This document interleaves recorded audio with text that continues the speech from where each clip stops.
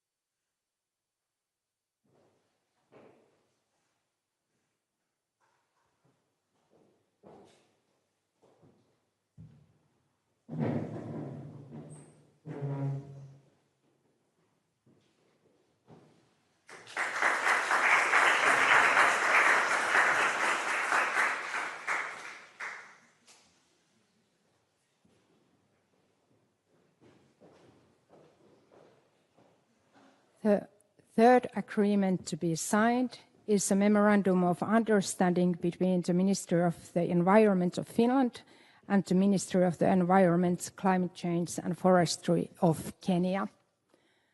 The memorandum concerns bilateral cooperation in the areas of circular economy, bioeconomy and climate change. May I ask His Excellency State Secretary Mika Nykänen and Her Excellency Cabinet Secretary Deborah Barasa to sign.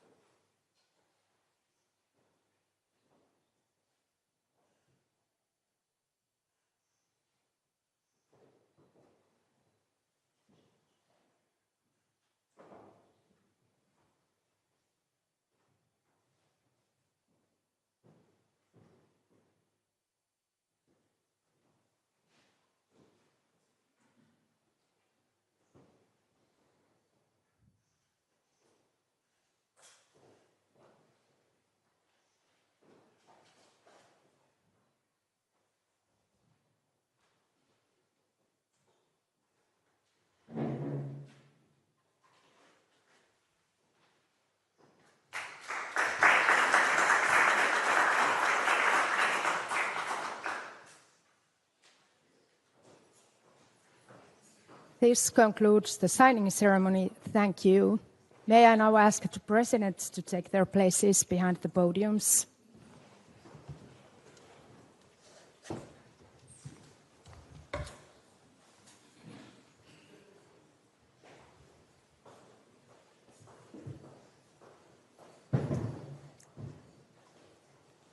We will begin the press conference with statements from the two presidents. President of Finland, Alexander Stubb. Thank you very much. Mr. President, ladies and gentlemen, it's a great pleasure for Suzanne and I to welcome you and Rachel here in Finland. This is in many ways a historic day in the sense that the last state visit of a Kenyan president was in 1987 and the first state visit of a Finnish president in Kenya was last year. We hope that your visit to Finland will be as memorable as our visit was to Kenya. Today we see the need to really deepen our relations. Kenya is an active and influential player in promoting stability and economic development, both regionally and globally. Kenya is very much a middle power, a voice that needs to be heard around the globe, and I'm particularly happy that the President has just visited Belgium to meet with European institutions and then Norway and Finland before he heads off to a very important G7 meeting in France. This is Kenyan impact at its best. Kenya's importance to Finland and Europe is growing in terms of trade, investment, development, and security. At the global level, we have so much to do together. We're both strong supporters of multilateralism and the rules-based international order. We both work to bring the fight against climate change more strongly to the global agenda. We also share a vision for a stronger United Nations, which is more effective and reflects the realities of the world today. That, in my mind, also must mean a stronger voice for the African continent. Kenya is a strong voice for Africa in efforts to reform and strengthen the multilateral system. I look forward to continuing this cooperation next time around, most probably in the United Nations General Assembly week in September. In our discussions today, we've talked about Russia's war of aggression in Ukraine. We've talked about the war in Sudan and DRC. And we have talked about the wars ranging in the Middle East. For Finland, Russia's war of aggression against Ukraine remains our major concern. But every conflict around the world is now linked one to the other. And the big problem that we have is that many of the conflicts used to be local. Now they're regional, and suddenly they all have global impact. I welcome Kenya's support for the principles of the UN Charter and international law, including sovereignty and territorial integrity. You have been such a voice of reason internationally, not only in the past 4 years, but before that as well.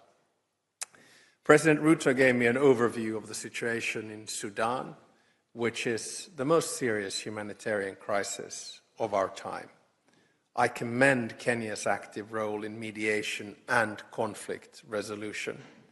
We recognize the global impacts of war, including on food security, energy prices, developing economies, which of course underlines the importance of cooperation between Europe and Africa. At the bilateral level, we're strengthening our economic ties. I'm delighted that you, Mr. President, are accompanied by a business delegation focused on technology, digitalization, and sustainability. I see great potential in partnering with Kenya, the gateway to East Africa. So thank you, William, for this important visit. I'm delighted that we will continue our discussions at the Kultaranta Talks off the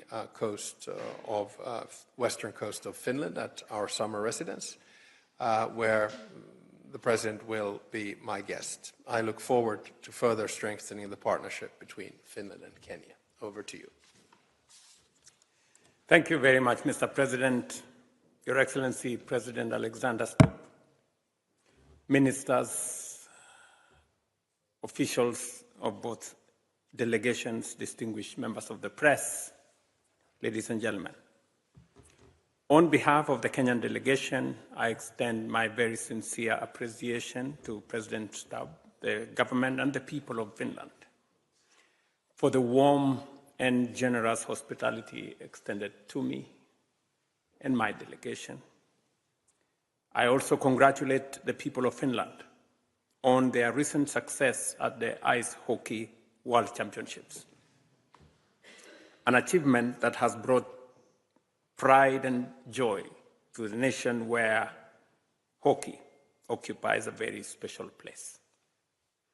It is an honor to undertake this state visit to Finland, following the successful state visit by President Stubb to Kenya last year. As the first head of state visit by a Kenyan president to Finland, and only the second presidential visit between our countries in nearly 4 decades. This visit marks an important milestone in our bilateral relations.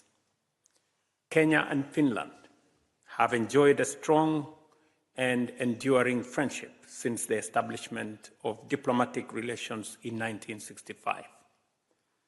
Our partnership is founded on shared values: democracy, sustainable development, peace, human dignity, and respect for the rule of law. Our engagement today reaffirms not only the strength of the relations between our 2 countries, but also our shared determination to build a future defined by innovation, sustainability, prosperity, and mutual progress. I thank His Excellency the President for this gracious invitation and steadfast commitment to strengthening ties between our 2 countries. Distinguished guests, ladies and gentlemen, President Stubb and I have held candid, constructive, and highly productive discussions aimed at deepening cooperation across a broad range of strategic sectors. Together, we reviewed the state of our bilateral relations and agreed on practical measures to strengthen collaboration, expand economic opportunity, and advance sustainable development. Finland remains an important partner for Kenya in Europe, while Kenya continues to serve as a gateway to East Africa and a strategic hub for trade, investment, innovation, and regional connectivity. We reaffirm our commitment to building a modern and mutually beneficial partnership that responds to the aspirations of the people of Kenya and the people of Finland. To give concrete expression to the outcomes of our discussions and the shared ambition of our partnership, the President and I have witnessed the signing of 3 memoranda of understanding covering education, digitalization and innovation, and environmental cooperation. These agreements reflect the growing depth and practical orientation of relationship between our 2 countries. To strengthen cooperation in education and skills development, we have signed a memorandum of understanding that will expand collaboration in technical and vocational training, teacher development, competence-based learning, and education innovation. Kenya will continue to draw valuable lessons from Finland's globally recognized education system as we advance our competence-based education and training. Recognizing the transformative power of technology and innovation, we have signed a memorandum of understanding on digitalization and innovation to deepen cooperation in digital public services, secure connectivity, innovation ecosystems, emerging technologies, and digital transformation. This partnership will support Kenya's ambition to become a leading digital economy and innovation hub in Africa, building on our strong record of innovation, including globally recognized platforms such as M-Pesa that have advanced financial inclusion and digital transformation. We have further signed a memorandum of understanding on cooperation in the areas of circular economy, bioeconomy, and climate change. This partnership will strengthen collaboration in environmental sustainability, climate resilience, resource efficiency, and green growth while supporting our shared commitment to climate action and sustainable development. In addition, we agreed to deepen cooperation in health, including universal health coverage, maternal, child, and mental health, medical research, and the local manufacture of essential medical supplies and vaccines. And I also shared Kenya's ongoing efforts under Taifa Care to ensure accessible and affordable healthcare for all citizens. To advance shared prosperity, we agreed to strengthen trade and investment ties and accelerate implementation of the Kenya-European Union Economic Partnership Agreement, to which Kenya and the EU are signatories. I thank His Excellency the President for facilitating engagement between our business communities and creating new opportunities for commercial cooperation, and we will be engaging with the business community in the course of this visit.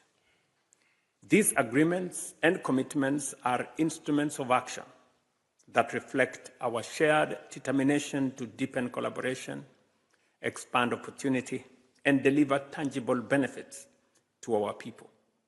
We are fully committed to ensuring their effective implementation. On multilateral cooperation and global development, Kenya and Finland reaffirmed our shared commitment to a rules-based international order and a fair, inclusive global financial system. I briefed President Stubb on the outcome of the Africa Forward Summit, co-hosted by Kenya and France in May, which called for reforms to sovereign credit rating systems and increased financing for green industrialization and digital infrastructure. I am encouraged that President Stubb, in his reflection on the changing global order, recognizes Kenya among the emerging countries, helping to shape a more inclusive international system. This perspective reinforces our shared belief that developing nations must play a greater role in addressing global challenges and shaping global solutions. We agreed that Africa must be recognized not merely as a beneficiary of global initiatives, but as an equal partner in shaping solutions to global challenges. Genuine multilateralism requires inclusive participation, equitable representation, and shared responsibility. I thank Finland for its principled support for the United Nations Security Council reform. We reiterate the need for a more representative and equitable Security Council, including fair representation for Africa in both permanent and non-permanent categories of membership. We also agreed to continue working together in support of ongoing efforts to reform the United Nations as it marks its 80th anniversary, and to strengthen its effectiveness, transparency, accountability, and capacity for conflict prevention, mediation, and peace building. In our discussion on regional and global peace and security, we exchanged views on conflicts affecting our respective regions and reaffirmed our commitment to dialogue, diplomacy, and the peaceful resolution of disputes. Kenya and Finland will continue supporting efforts to promote peace and stability in the Horn of Africa and the Great Lakes. I reaffirmed Kenya's long-standing position that dialogue and diplomacy remains the most viable pathway towards a just and lasting peace between Russia and Ukraine. I am particularly honored by the invitation to participate as a guest at the 14th Kultaranta Talks, becoming the first African head of state to do so. I look forward to contributing Africa's perspective to discussions on opportunities and challenges shaping a rapidly changing world. Allow me once again to express my very sincere appreciation to His Excellency the President and First Lady Suzanne for their warm hospitality and constructive engagements we have held during this visit. Kenya remains firmly committed to deepening its partnership with Finland and advancing a dynamic, innovative, and mutually beneficial relationship that will continue to serve the interests of the people of our two nations and the generations to come. I thank you.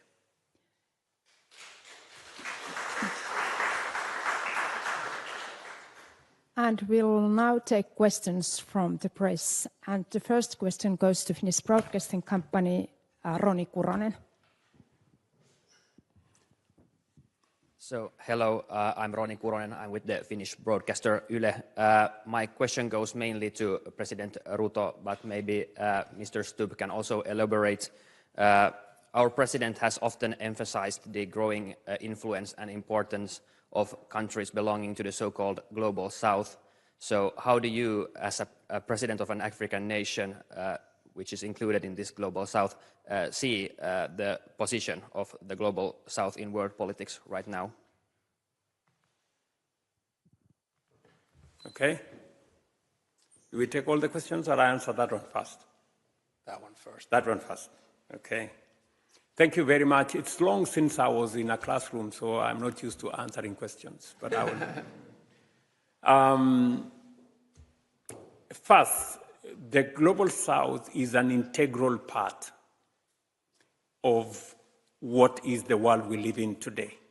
And therefore, the participation, the contribution, the ideas, the suggestions coming from the Global South are as important and as are relevant as suggestions from coming from elsewhere. If I speak the perspective of the Global South biased to the African continent, I will tell you three things. Number one, we believe that we need a paradigm shift in the way Africa is being viewed. For a very long time, it was about colonialism, it was about aid, it was about assistance. It is our very considered view, and this is the position we took at the Africa Forward Summit last month in Nairobi, that going forward, we need a much more forward-looking relationship with our friends and with partners. A forward-looking relationship that takes into account what Africa has to offer. We believe that it is no longer fair to view Africa using the lenses of the challenges that face our region. It's not just about war, it's not just about disease, it's not about poverty. That is a different view. There is a different view to Africa, a view that brings the assets of Africa into the equation. Africa has some of the largest natural resources that can benefit Africa and the world.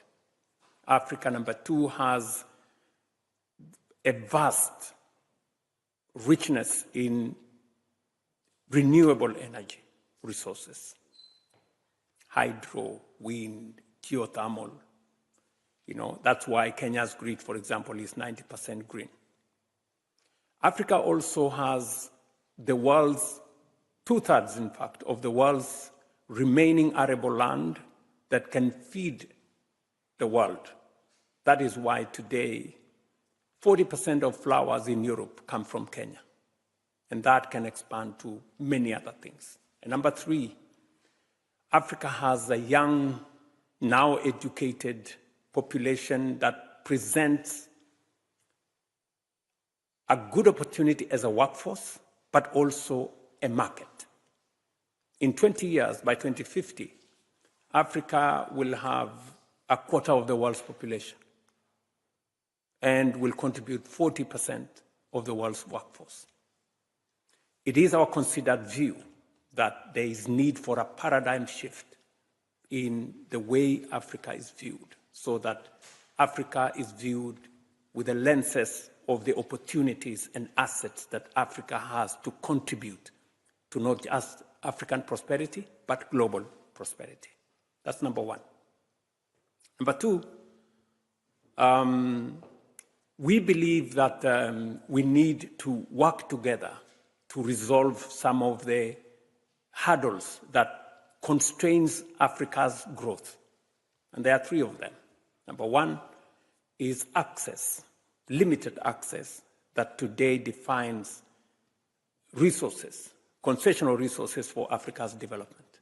And number two, to deal with the challenge of unfair financial architecture that, limits access to development capital in the capital markets, where Africa pays a disproportionately high interest rates compared to others. The current financial architecture actually penalizes African countries unfairly. And number three, we need to deal with the credit rating agencies that were designed for a world that doesn't exist anymore. So, and we have ideas on how this can be dealt with. We believe, and we are reorganizing ourselves as a continent. Number one, realizing that the development of our continent is first and foremost our responsibility as African leaders. We do not want to anymore, assign blame to others. We want to take responsibility ourselves for organizing our own economies. And all we are asking for partnership is so that we can mobilize resources from domestic resources from Africa. We have, for example, close to $4 trillion of savings in our pensions, in our insurance companies. These are resources that can be unlocked without asking for money from others. With just guarantees, we can be able to unlock a lot of resources for the development of our continent. And finally, we also believe that for Africa to be able to make useful contribution to global progress and global prosperity, we have to position ourselves appropriately, and that is why we are pushing for a fairer international financial architecture and a reformed international governance, where the UN recognizes 1.5 billion people in Africa, 54 countries, that today have no say in the UN Security Council. They are not represented, and it completely undermines the credibility of the UN system. We believe in that reform, and I'm very happy that we share this position with Finland, that there is need for reform of the international financial architecture, there is need for reform of the international governance architecture, so that we bring the ideas, the contributions, the suggestions of every part of the globe. That is how we're going to move forward together. That is my take on the contribution of the Global South to global progress. I can only second what President Ruto just said. I don't think there's only a paradigm shift in our thinking on Africa, but there needs to be a paradigm shift in our thinking on global institutions. And as two countries that support multilateral institutions, so rules and norms, I believe that we can work on this together. Now, our calculation is that right now there's a tension between two competing views on how the world should be run. One is what we call multipolarity. That, for me, is about deals, transactions, and quite often the rule of the big. They basically run the show, big power politics.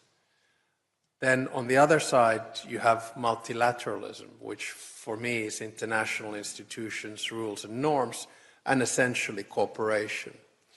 It is a system that has benefited a small country like Finland throughout our independence. As a matter of fact, I would argue that it has been a cornerstone of our success, together, of course, with democracy, freedom, rule of law, fundamental rights, human rights, the values that Kenya and Finland share. So then we have to ask ourselves the question, who are the ones who can work together with us? And the answer is the Global South, in a very broad view. Because if I ask my friends in the Global South, and most of my friends in the Global West as well, and the Global North, they support multilateral institutions.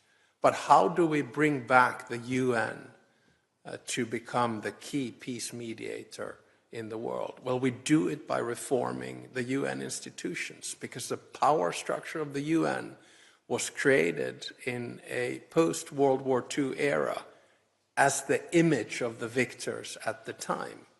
That's why we have now called for the doubling of the UN Security Council members, which means at least 1 for Latin America, 2 for Africa, and 2 for Asia. Because otherwise, if you don't feel that you have agency in that institution, you're not going to want to deal with it. And the same goes, I think, for the reform of the financial institutions, whether it's the WTO, whether it's the IMF, the World Bank. And one revelation that I had in our conversation today is also linked to the way in which we see the credit rating institutions. So I think we have a lot to work here together, and I believe that the Global South is going to be the one that decides the next world order. And that's why I'm very happy to have William here as well to discuss the matter. Anu Korhonen, MTV News. Anu Korhonen from the MTV News. The first questions for President Stubb. In the interview with MTV, the chairman of the Ukrainian Parliament's Foreign Affairs Committee, Mereshko, hoped that you, President Stubb, would be appointed as Europe's representative for the ceasefire negotiations. How do you comment on this? And the second question for President Ruto.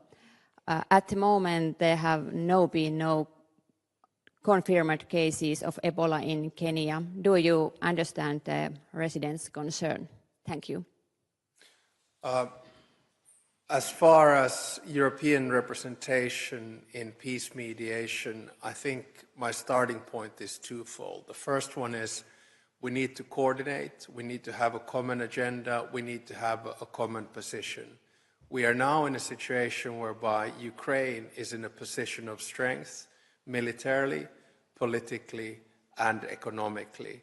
That is why I believe that it would be high time for Europe to reach out and have diplomatic conversations with the leadership of Russia, more specifically President Putin. My second take is that I think the best grouping of countries to do this would be E3. In other words, the President of France, the Chancellor of Germany, and the Prime Minister of the United Kingdom. So it's sort of more than the EU. If then a country like Finland or a country like Norway can work in the back office, facilitate and help these negotiations, by all means, but I don't personally see myself as a representative here. I think it's important that we have the big players up in the front, France, Germany and the UK. Thank you very much. On the subject of pandemic in general, we have built a coalition of many countries, because when you talk about a pandemic, you're not talking about a situation that respects boundaries. The Ebola case in DRC is a source of concern for Kenya, as it is a source of concern for all people globally, in our region and globally. And as a responsible nation, we took the very early steps of making sure that we organize ourselves, we prepare ourselves to take head-on whatever situations that would come our way with respect to this pandemic. We have set up along our borders, especially borders that have people who cross from DRC. And just for context, we have thousands of Kenyans in Eastern DRC. We have soldiers in Eastern DRC, and it is natural that for us, as a nation, we need to prepare ourselves. So we have set up 23 isolation units, places where we can deal with this challenge. We have tested close to 100,000 people who have come into Kenya, and by God's grace, none of those people have tested positive. In fact, the World Health Organization has reviewed the numbers that were initially put out from 1,000 cases. That has now been reviewed as late as yesterday to 500 cases. The number of deaths have also been reviewed downwards from about 250 in June, in early June, to now 100 cases. So much as the pandemic is not as serious as it was originally envisaged, it still remains a source of concern for us as a region and for Kenya in particular. And having a huge diplomatic footprint, with the UN office in Nairobi being the only UN office in the global south, and being a diplomatic hub and a regional hub, we have had to raise our standards higher to make sure that we protect all our citizens and also protect all the UN staff and all our friends. That is the requirement of the Constitution of Kenya, and we have taken steps to make sure that our citizens understand this, our friends also understand this, and we have made it possible for friends to come in and support. We have support from different countries. We have support from the United States to manage this situation. They have also offered to set up, of the 23 isolation units, the United States have offered to set up one of them. And we are working together to make sure that we manage this situation. And as I said, for avoidance of doubt, there is no reported case of any Ebola in Kenya so far. As part of a regional approach, the Africa Union is convening a meeting, a virtual meeting, later next week, to be able to rally our support and coordinate response to the Ebola question. Thank you all for your participation. Press conference has ended. Thank you very much.